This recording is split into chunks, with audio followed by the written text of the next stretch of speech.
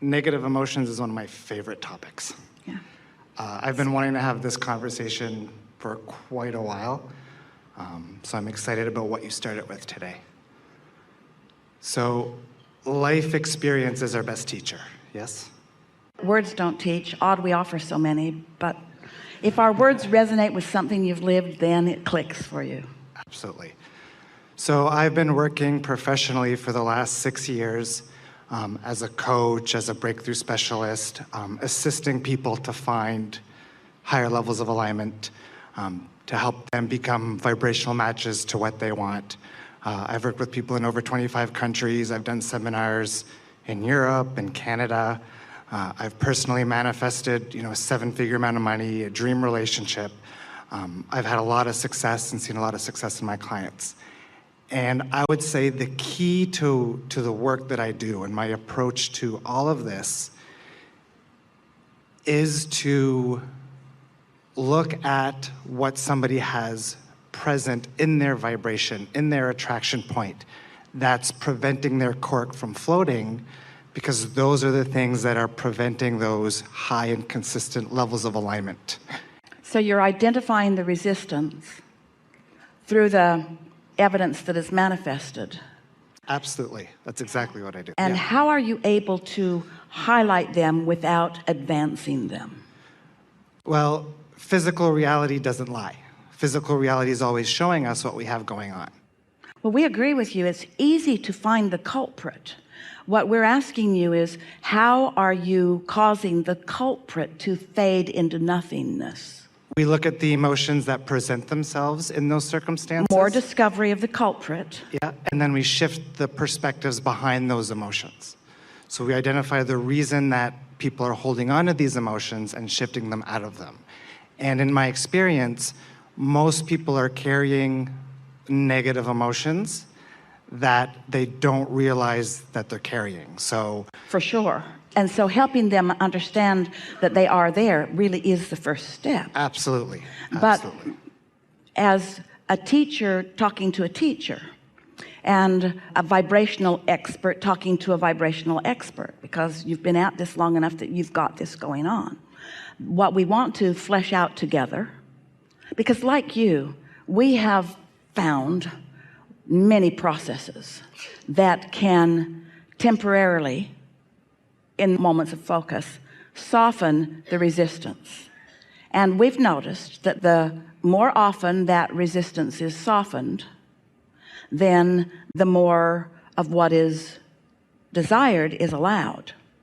But have you noticed this in your advanced classes on all of this? Have you noticed that as you help a friend or a student identify a pocket of resistance and you help them soothe it through the effective processes that you have found, we've done that too, that in freeing up their vibration, more that's in their vortex calls in a stronger way. So it calls in a stronger way, which means a whole other level of resistance comes to the forefront that the new desire is now challenging. Does that make sense to you? It's like this desire aggravates this resistance, which I soothe through these processes. And once that aggravation is stopped, then I'm free flowing toward these desires, which are more, which aggravates a new set, which then I can apply processes to, which softens them, which causes more desires that I didn't even see coming, which aggravates a whole new set. So then life just becomes a constant putting out of brush fires, because there's a never-ending stream. Once I start fixing resistance, every level of resistance that I've ever lived will show itself to me to fix, because I'm getting way too excited about solving resistance. Now just stay with us just for a little bit, because we think this is good, and we think there are millions of people on this planet that benefit from that kind of understanding. But here, we're out here on the leading edge, where we're understanding the laws of the universe in a more powerful way. Would you agree to that? So what if there were a way to get out ahead What if there were a way to just acknowledge where I stand right now and everything that's manifested and everything that is ever manifested? Therefore, every belief that I hold is not important to this equation if I can get out ahead of it, in the sense that I can connect with what's in my vortex. What if I could dream or daydream or visualize or dream at night? What if I could find somehow, some way, the vibrational frequency of who I really am now? What if I could just tune to that frequency? Because what you're talking about, and we know because it's been a part of our work too, there are a lot of people that's all they can hear, it's all they want to hear. But that would be like, going back to the radio station analogy, which is bulky, that there is this one station that is just awesome and tuned to everything that I am, that makes my heart sing. And instead of finding that frequency by tuning to it, I'm one station at a time getting them off the air. You off the air. You off the air. You were never good. Off the air. You came online when I was 14 years old. Off the air. You, my mother put you on. My mother is the reason that you're there. Off the air. So, oh, it is so time consuming to off the air, off the air, off the air, when really all you got to do is meditate a little, taste the sweet nectar of aligning to who you really are, and in so much less time you find the vibrational frequency of who you really are, and everything that you once thought was an issue that you needed to get rid of is transformed into a blessing that has put you where you are.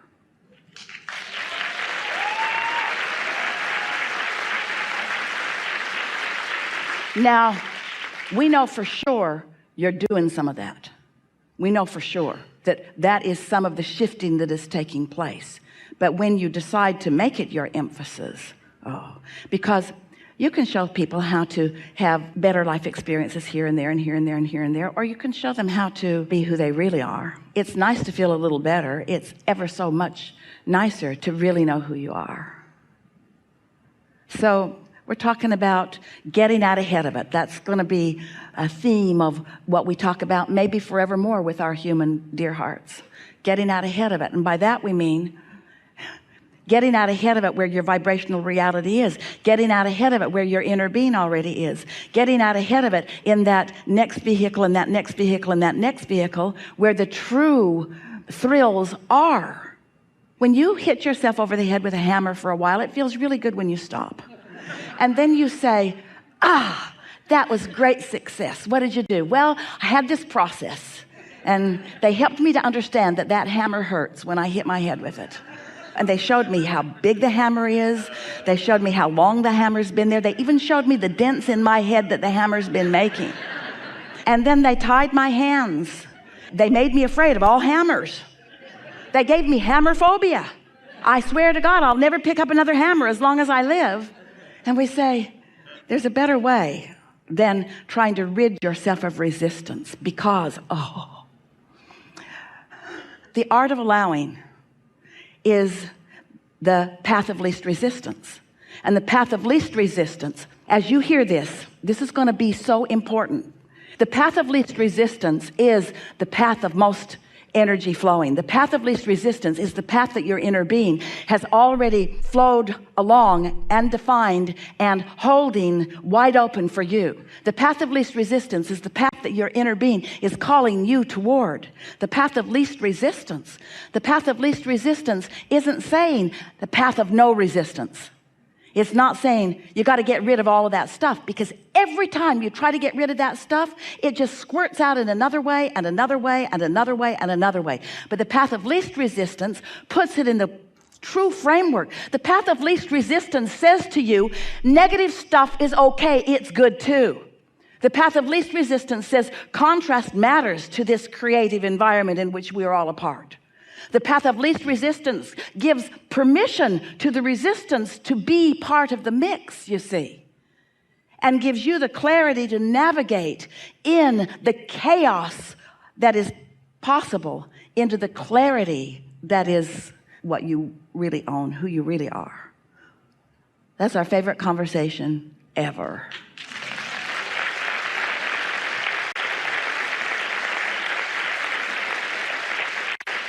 Follow-up question. When you say you create your own reality, can you define you? Is it me? Is it Nick Bro? Is it my physical self? Or is it a mixture of me and my inner being, me and my non-physical? Of course it's you and your inner being. We would never talk only to you. You are a scanty part of the whole. But the other part of you doesn't need our talking to. The other part of you's got that. So we are kind of talking to you about it because you're the bugaboo in the mix. So it seems like when we say you create your own reality, that what we're saying is you create your own reality. But what we really mean is you want to tune to the significance of who your inner being is.